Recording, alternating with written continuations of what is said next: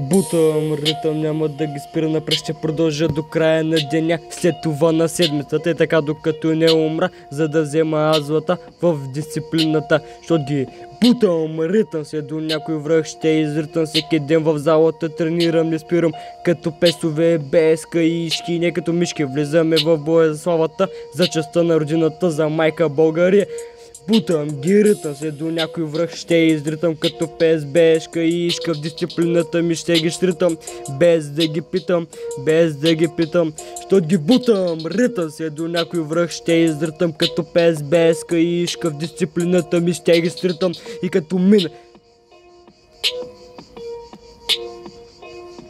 като минат състезанията, се почиваме за 2 дена, да, и после пак на работа за успеха ни в живота. И смокали много мора, пак ще изкачим стълбицата за златната корона и рекорди на стадиона, международни, балкански, европейски, световни, всички да ги изредим, върхове да покорим и за вечни времена да ни запомнят с това, което сме дали през живота ни от деца. Преработват ни нашите треньори, за да излезем като робот и да вземем нашите медали и да се забавляваме с приятели, познати.